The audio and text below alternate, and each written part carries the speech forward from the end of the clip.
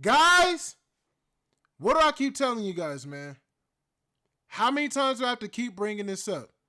LeBron James and the Clutch Sports Media, aka La Media, will keep doing whatever it takes to defend their queen in his honor.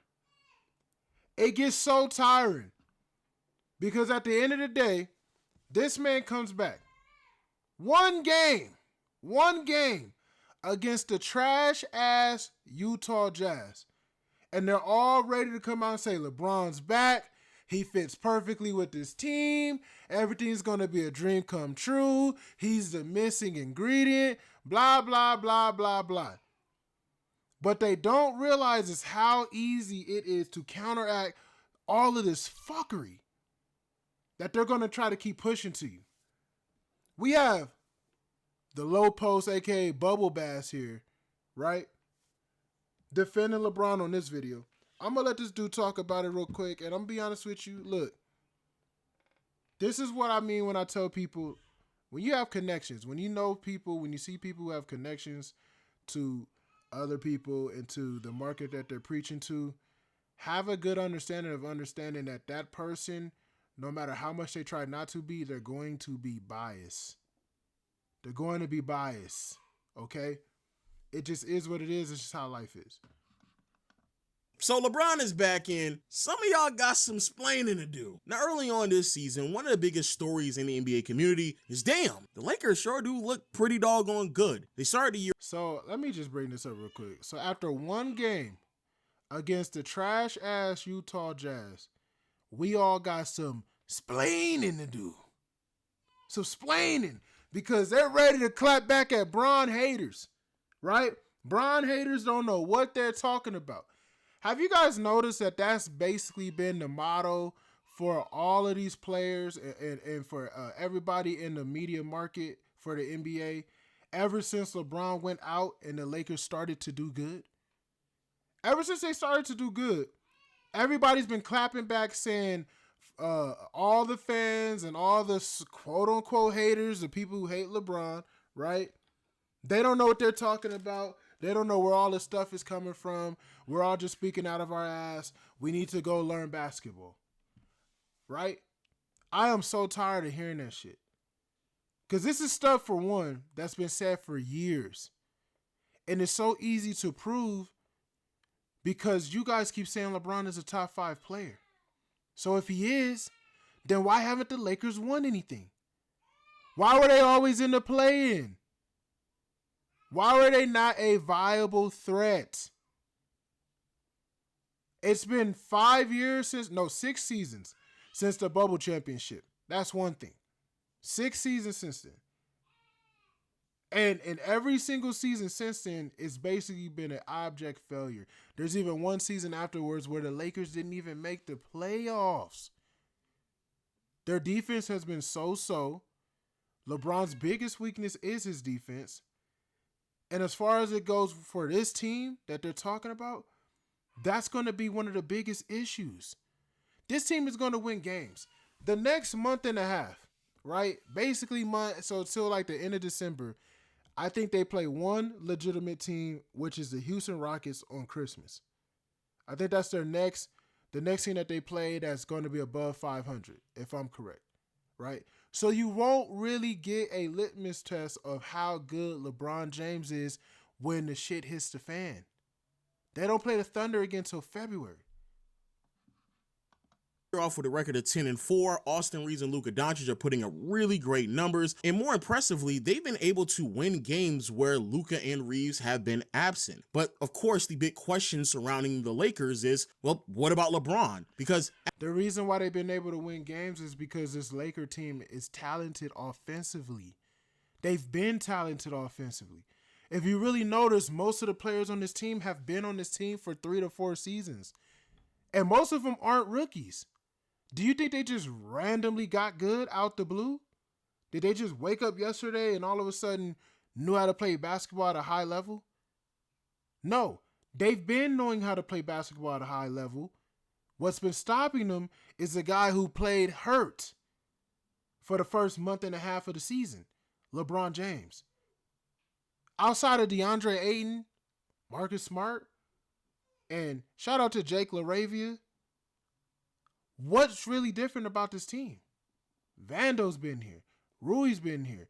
Luke has been here for half of last season last year. Reeves has been here. Hayes has been here. Bronny's weak ass has been here. This isn't just some newly redone, refreshed roster of the Lakers ready to go. Half of these people have even been here for 3 to 4 seasons. Vando, too. I forgot to mention him.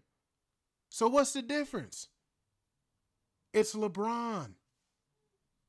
But when we bring that up, all of a sudden we're haters. And that's why that just calling somebody a hater is so overrated. I can understand and listen to what I'm about to say. If you just spout out say I hate LeBron and you can't explain, or anybody in the world, I hate that person. Well, why do you hate him? I don't know, I just hate him. People like that, those are just emotional people who don't know how to process what they're thinking. But when you can give out facts, statistics, and data, right? Like so many people on social media, like so many people on YouTube do, they give you facts, statistics, and data. They don't just say stuff and pull anything out of their ass. They're not a hater. They're telling you the truth. It's the truth. Every great player has their own flaws, but LeBron James's flaws are unbearable. And that's why there's so much data on it. And why so many people are willing to explain it. As they've been able to win games and climb the charts of the Western Conference standings, they've done all of this without LeBron playing a minute of basketball. And of course, since it's LeBron, everybody loves to have their crazy takes, and they started to fly off over the past week with news. All of a sudden, it's crazy takes. You know what's so funny, too? I remember in the summertime, Bubble Bass here was making a lot of videos about LeBron and how the Lakers are ready to move on from him and how they don't really need him and how he's not worth the money that he's getting paid. Now, all of a sudden, everybody else is just a LeBron hater. Let's defend our queen. Funny. Being broke that LeBron's return was imminent. And then everybody lost their mind and thought to themselves that adding a really good basketball player is somehow going to be a bad thing for a team that lacks a lot of really good basketball players, to the point in which many people just flat out said that when LeBron comes back, it will ruin the Lakers. The chemistry will be off. He will take the ball out of both Luka and Reeves' hands, tell them to go sit in the corner and run the show again, despite the fact that LeBron, for many of years, saying the exact opposite and all the numbers pointing in the direction that he does not want to dominate the ball anymore. But of course, okay, so what's different now, guys? Let's, for one, right? You had Anthony Davis last year. Why couldn't Anthony Davis dominate the ball? I remember looking at the numbers last year. I wish I could pull them up right now. Anthony Davis, for a top 10 player, for all the players who were dominating over the last 3 seasons, so I think it was from 2022 to 2024, he got the less touches, and it was by far, it was like an eclipse. Everybody else, Anthony Edwards, Jokic, everybody else touched the ball. It was like per 5 to 6 minutes per game. Anthony Davis got it like it was around 2 minutes, bro. I remember looking at that stat and bringing that up.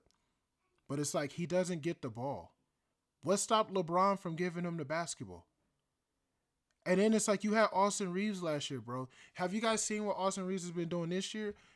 In the comment section, explain to me. I'm not saying, because in the offseason, it does look like he worked on his game and he did take a step into another level. His game has stepped up. But are you trying to tell me that Austin Reeves couldn't have done this shit last year if LeBron simply gave him the ball? Like, what was stopping LeBron from letting Luka have the reins the moment he got on the team? Because LeBron actually showed the opposite. He continued to shoot about 23 shots a game.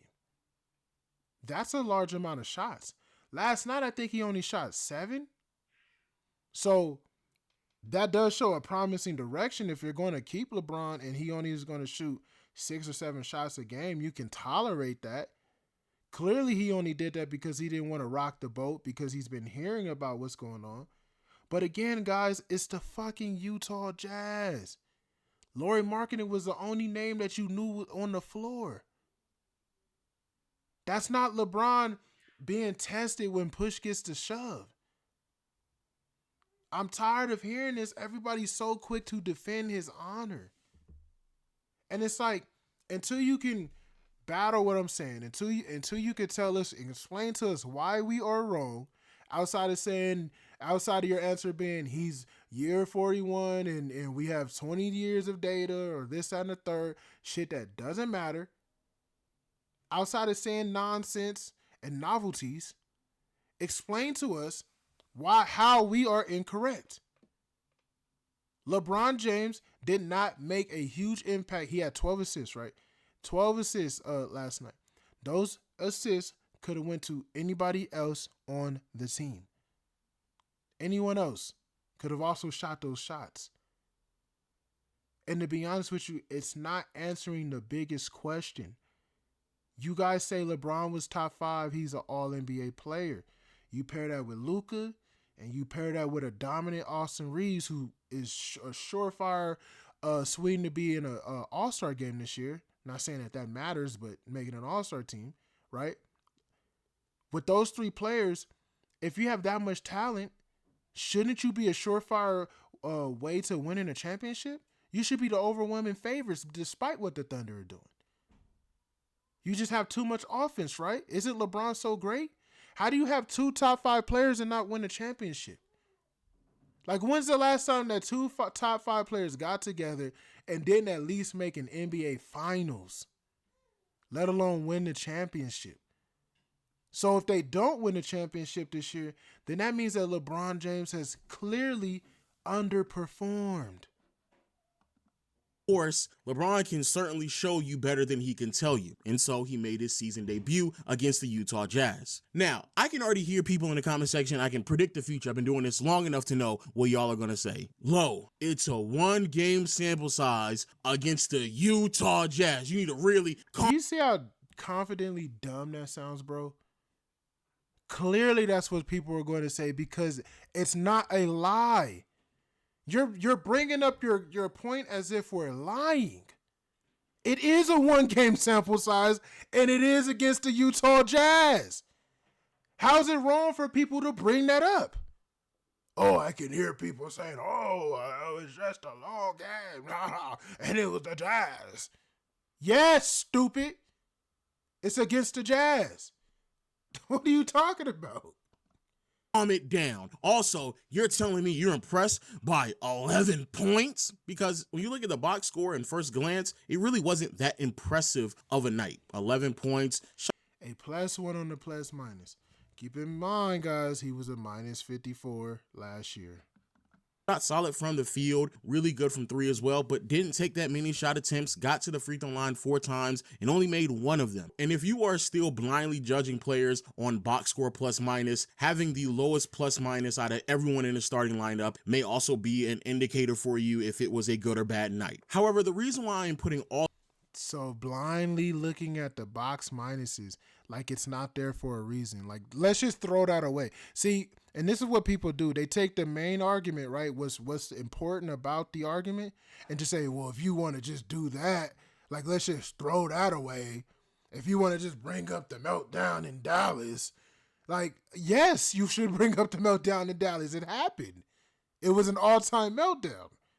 Yes, you should bring up the fact that for most of the season, he was like a -135 and higher. And then towards the end of the season, it was a -54. That's atrocious. He's not impactful because he's not defensive-minded as well.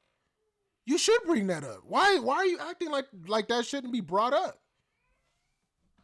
You guys bring up stats all the time. All the time. I don't want to say you guys. I don't know where Low Post is, man. But look, you people who bring up stats all the time, and there's so many people in the media, always bring up stats that favor LeBron, especially LeBron over Jordan. Look at Nick Wright and Shannon Sharp. That's all they do. They stat junkie it up because it's the only claim that he has to being in a GOAT conversation that he has no right being in. It's just a fact. Right? So, since they bring that up, when you bring up stats or bring up the game or bring up who they play, all of a sudden, let's just throw that shit out. It doesn't matter. Ridiculous, bro. all of that aside, and I feel very confident in making this video, is because the thing that LeBron provided to the Lakers last night was the thing that he will continue to provide to any team that he will play for, because it is his superpower that has continued to allow him to be this impactful this late into his career, and that is his IQ, his passing, and his playmaking. And all of it was on display towards the tail end of the third quarter to middle of the fourth quarter, where LeBron damn near single-handedly turned a 6 to 8 point game to a 20-point blowout. That's what LeBron practically did by himself by just outsmarting the entire Utah Jazz cast. It started at the... And my question for that, right, is sure. That's not what happened, but sure. Couldn't anybody else on this team do that? Like, could Reeves not get hot, shoot 5 more shots and do that? Could we also look at the floor and see that defensively, the amount of buckets that LeBron gave up? There is a reason why he was only +1. I mean, you know, Luka and Reeves were like +10, but there's a reason why he was only +1. Can we like look up the points that he gave up? Before halftime, I think they were down by like 5, the Lakers, right? LeBron had shots, 4 shots, I think, made 2, something like that. And I'm going to just say this. If LeBron continues the season shooting 10 or 11 shots, like, okay, he's already under contract. We could tolerate that, and that would be the best bet for this Laker team, is for him to mostly stay out their way and not try to go shoot 25 shots a night like he normally does. That would be your best bet. But we know that that's not going to happen. We know he's going to try to make an all-NBA team and an all-star team, and in order to do that, you have to be offensive.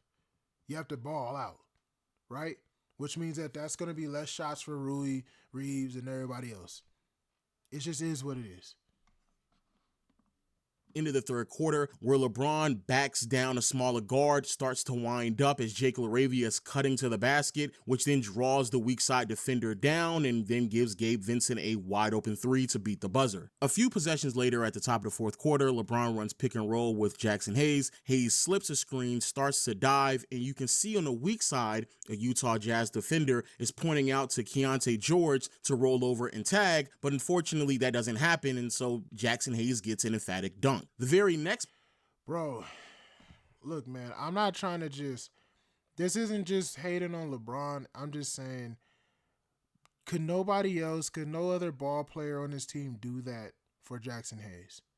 Have we not seen Luka and DeAndre Ayton get like 1 million lobs? DeAndre Ayton's basically getting almost 20 points with 10 of them coming from lobs, bro. Like, is it LeBron the only one who can do a pick, a stop and pop, or a pick and pass, bro? Like, I don't understand what you're trying to say about LeBron being needed for this team, because the only question that really needs to be answered, and I'm probably going to end this video here, the only question that needs to be answered is, can the Lakers beat the Thunder? Will LeBron James get the Lakers past the Thunder? The question isn't how many games is LeBron going to lose for the Lakers, really, because if you look at all the way until January, they're playing garbage. I think they have 3 teams that actually are like top 5, which would be like the Rockets. I think they play the Spurs again. And who was it? The Timberwolves, because they don't even play the Nuggets until like February, bro. No, it was the Bucks. They played the Bucks, I think. And they just blew out the Bucks by like 40. Like, they're going to have such an easy time. You're giving LeBron so much time to ramp up and all this other stuff that people like to say. And of course he planned this shit out. Of course he planned this out, because just so happens to be like right when the Lakers stop playing the Thunder and other teams that he wants to come back. They're going to play the Jazz a couple of times here. They're going to whoop up on the Hornets. They're going to whoop up on all these weak-ass teams. The Pelicans are going to get a thrashing too. So watch. The Lakers are going to go and let me predict the future like the way Bubble Bash just did. But the Lakers are going to go up. They're going to have probably like a 5-game winning streak right here. And then everybody in the media is going to come out, and Clutch Sports is going to be like, see, I told you, LeBron James, great for the Lakers. Meanwhile, they play the Jazz again. So one game will be the Jazz. The other game will be the Jazz. I think they play the Pelicans and another weak team. It was all planned from the jump, bro. So when I look at it, right, the biggest question that needs to be answered is what is this going to do to get the Lakers to the finals? Can LeBron James and his lack of defense be enough to thrash the Oklahoma City Thunder or even the Denver Nuggets, but mostly the Oklahoma City Thunder? Because I do think the Lakers have an overly talented team. But newsflash, guys, I've been saying that for years. Is it enough talent to where LeBron's $54 million cap space is enough to overcome what the Thunder have built? Absolutely the fuck not, because let's be honest, guys. The Thunder are basically the 2015 and the 2016 Golden State Warriors. They are freaking loaded. If they win a championship this year, they'll be the first team to two-peat since the 17-18 Warriors, right? They'll be the first team to two-peat. But if Shea wins the MVP, which he should, the way he's balling, he could probably win MVP. And he might actually win a scoring title again, right? If they win and Shea in another Finals MVP, then you can clearly say that the Thunder are better than the 2015 and 2016 Warriors run. Why can you say that? Because I'm pretty sure they're going to win 70 plus games. They might not take the record, but if they wanted to, they could take the 73-9 record as well if they wanted to. I don't know if they want to, but they could. There's no one in the East that's going to stop them once they get to the finals. The championship this year, 99% of me says it's going to come out the West. I don't see the Knicks doing it or the Sixers. So it's going to come out the West. And if it's the Thunder, and Shea wins MVP, yes, that's a better run. Nobody in the league right now is on that level. And I'm talking about team for team. They're just not. So what's going to happen is in the next couple of seasons, teams are going to have to do whatever they can to stackpile talent, which means players are going to have to start getting less money. They're going to have to take what we call pay cuts, okay? So that you can fit the Thunder, because by the way, guys, the Thunder also have 4 first-round draft picks coming this season. 4 first-rounders. And 1 from the Clippers, who we all know is going to be a top 5 lottery pick. It's ridiculous how talented they are. And I'm here for it. I am excited to see it because eventually life autocorrects. So for everybody about to shit their bricks, shit their pants, life autocorrects, bro. They're not going to reign for 10 years or whatever. Let's stop that hyperbole. What's most likely going to happen is they're going to dominate for a season or two, and then another team will come, and then we're going to get popcorn. We're going to get popcorn basketball like we've been talking about for years. And this will most likely be a post-LeBron era because this season is already basically a post-LeBron era. We're just waiting for the old farts to clear out the room and then put some Febreze in there and make it smell good again. And everybody who's a LeBron sexual, a LeBron fanboy hates it. They're pissed off because he's not getting a swan song at the moment because he hasn't announced his retirement. He's basically being treated like a stench, a foul, ghoulish gas that's in the room and won't leave. And everybody's just sniffing around saying, what the hell is that smell? We need to find out where that smell's coming from. It reeks in here. That's basically how he's being treated, and they hate the shit. And I'm here for it. I'm also here for the Thunder, man. You build a team like that, bro, it should be celebrated. And I can't wait for another team to come out the woodworks and see how those battles go. That's what the NBA is about, is competition at its finest. It's not people like LeBron who sneak around when he's with the Heat telling James Harden he should go to another team and be the number 1 guy so that he can break down the Thunder and Kevin Durant squad. Yeah. Whole shit like that. Y'all like, comment, subscribe, man. I appreciate everybody who watched these videos. And look, man, another thing for Bubble Bass here. Look, I don't call them Bubble Bass like that, but for videos like these, you gotta get called out, bro. That's ridiculous. That's ridiculous, dude. And it's not another thing. It's not about being a Bron hater. It's not about hating any specific person. What I don't like is the lies. Don't piss on my head and tell me it's raining. Don't do that. It's cap. We've seen what we've seen for 23 years. We know what it is. Stop lying to us and telling us it's something that it's not. Anyway, like, comment, subscribe, man. I'm up out of here.